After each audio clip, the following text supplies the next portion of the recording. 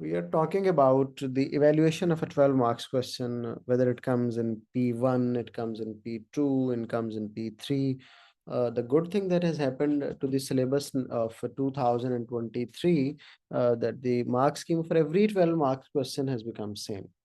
So हम उसे P1 में दे रहे हैं, P2 में या P3 में 12 marks की mark scheme एक ही है, that is 2 marks for knowledge, 2 marks for application, 2 marks for analysis and 6 marks for the evaluation.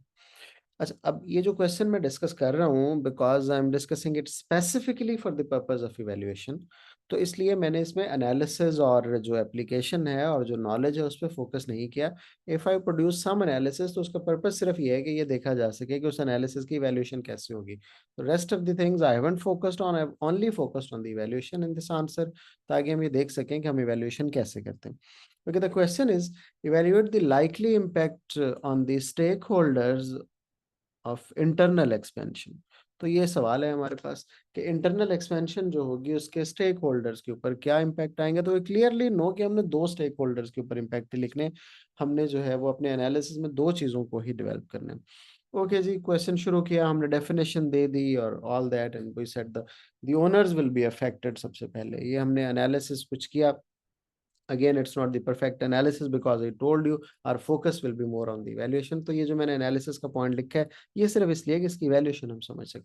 तो हमने लिखा owners will be affected and their profits might be reduced. The internal expansion will require investment in more machinery and more employees, for example. और the employees will need to be trained. अगर हम ये assume कर रहे हैं कि उसको internal expansion में कोई मशीनरी उसने इंस्टॉल की है, this might mean the business might need a bank loan, which will increase the cost and possibly reduce the profits. So this is a general analysis that we have done. अब हमने क्या करना है to obtain the 6 marks of the evaluation, with every analysis we will do the evaluation with that.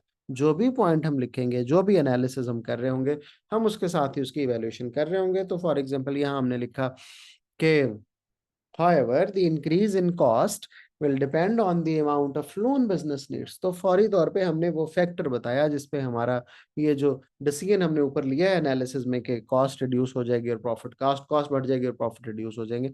तो फौरी तौर पे we came up with the idea कि दिस विल डिपेंड ऑन क्या, इंटरेस्ट की cost, on the amount of loan the business has taken. If the business is having any internal sources, for example उसके पास कोई retained profit वगैरह है या कुछ और है, तो ओके, इसको मैं थोड़ा बोल्ड कर रहा था। तो अगर उसके पास कोई रिटेन प्रॉफिट है या कुछ और है तो फिर business might not need to take a lot of the bank loan.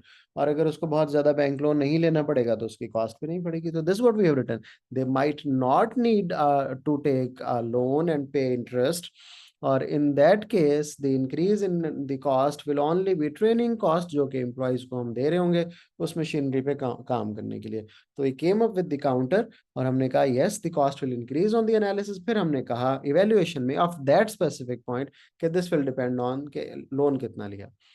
We developed another analysis. हमने कहा customers will also be affected that can get the products that are more standardized if they are investing in more innovative plant and machinery, which will cut down the rate of defective products or travel time of the consumer if they are traveling, for example, to buy the product. If they were initially traveling to return the defective products, okay, हमने कहा कि वो defective products को उनको मिलती थी, उसको वापस करने जाते थे, बहुत time waste होता था, पैसे भी लगते थे। This will also receive the improved quality, they will also receive the improved quality that will develop their trust on the business। तो एक सिंपल सा हमने एनालिसिस किया, although it requires application in there, it requires developed analysis, but again I am telling the purpose of writing this analysis not to do the analysis, हम तो evaluation पे focus करें। Okay, let's talk about the evaluation of this specific point। इस हमारा point क्या है कि customers जो हैं उनको डिफेक्टिव प्रोडक्ट्स नहीं मिलेंगी, स्टैंडर्डाइज मिलेंगी। और अगर वो डिफेक्टिव प्रोडक्ट्स को वापस करने के लिए, क्योंकि उन्हें मिलती थी, उन्हें ट्रेवल करना पड़ता था, वो ट्रेवल टाइम भी उनका कम हो जाएगा, कॉस्ट भी कम हो जाएगी। However, लेकिन we again come up with the evaluative point, however the products में increase in price, yes, क्योंकि हमने ऐसा प्लांट मशीनरी लगाया है जिससे हमारी इंटरेस्ट कॉस्ट अगर बढ़ रही है, and the business will add a markup to the cost, so the customers might have to pay higher price। तो अब जाहिर है अगर बिजनेस की कॉस्ट बढ़ी है तो कस्टमर को हायर प्राइस चार्ज करेगा, but their future purchasing will depend on whether they can afford the higher price. अब ये इस बात पे डिपेंड करता है कि वो कंटिन्यू टू बाय करेंगे या नहीं, कि बिजनेस ने कितनी प्राइस बढ़ाई and whether the benefit they are receiving is offsetting the increased price. तो ये हमने उसी पॉइंट के जिसमें हम ये कह रहे थे कि कंज्यूमर को बहुत फायदा हो जाएगा और वो उसको डिफेक्टिव प्रोडक्ट्स वापस करने भी नहीं जाना पड़ेगा और स्टैंडर्डाइज चीजें भी मिलेंगी। तो developed a counter on that और हमने कहा but this will depend on कि क्या उनकी जो उन्होंने प्राइस इंक्रीज की है वो उनकी कॉस्ट को ऑफसेट कर रही है या नहीं कर रही, और क्या वो जो बेनिफिट, वो जो कॉस्ट बेनिफिट एनालिसिस करते हैं उसमें वो कोई फेवर रिसीव कर रहे हैं कि नहीं कर रहे। तो ये हमने पहले तो ये किया कि जो दोनों points we have written we have given the evaluation of both points with that. Okay, then we come to the final evaluation. फिर हमने क्या करना होता है, हमने अपना पॉइंट ऑफ व्यू देना होता है और उस पॉइंट ऑफ व्यू के साथ हम जो है काउंटर आर्गुमेंट्स भी दे देते हैं। पर हमने कहा in my point of view the owners will be affected मोर।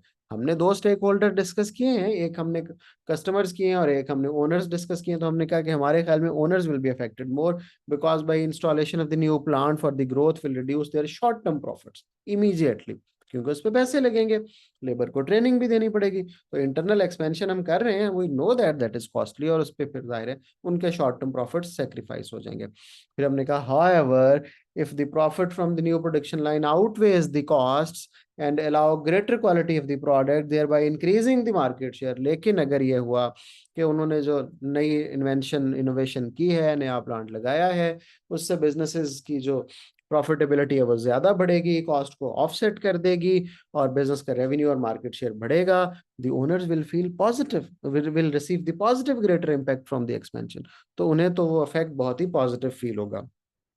फिर हमने कहा बट इट डिपेंड्स ऑन, ये भी डिपेंड करता है कॉस्ट कितनी है, what is the rate of the future profits and expectation of share holders from the growth, इन सब बातों में डिपेंड करता है। The affect on the other stake holder should also be considered.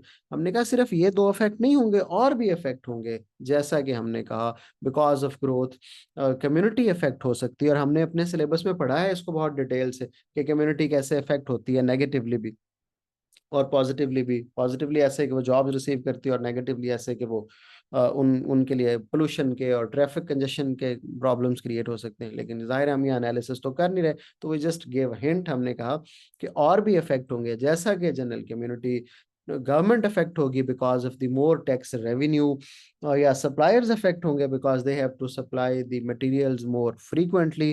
तो इट्स नॉट द केस कि only these stake holders will be affected, the other stake holders will also be affected. तो this was the concept of the evaluation. If you see we have done evaluation at 3 places. यहाँ पे जब हमने पहला analysis लिखा, हमने उसका counter argument दिया और कहा कि वो डिपेंड करता है जो हमारा डिसीजन है। फिर हमने दूसरा पॉइंट लिखा, फिर हमने उसकी इवैल्यूएशन की। हमने कहा ये जो इफेक्ट हमने बताया है कि कंज्यूमर की कॉस्ट कम हो जाएगी, और ये भी डिपेंड करता है ऑन सर्टेन दोज थिंग्स। और फिर हम फाइनल इवैल्यूएशन के ऊपर आए, हमने कहा कि हमारे पॉइंट ऑफ व्यू में से जो दोनों हमने स्टेक होल्डर बताए हैं उसमें से ज्यादा इफेक्ट कौन होगा। और फिर वी सेड दैट कि अच्छा वो जो है ओनर्स हो तो सकते हैं नेगेटिवली, लेकिन ये ओनर्स नेगेटिवली की बजाय पॉजिटिवली भी हो सकते हैं। We again give the counter argument of that. और फिर finally we said but it depends on that. तो this is the thing, this is the way we do the evaluation of a 12 marks question.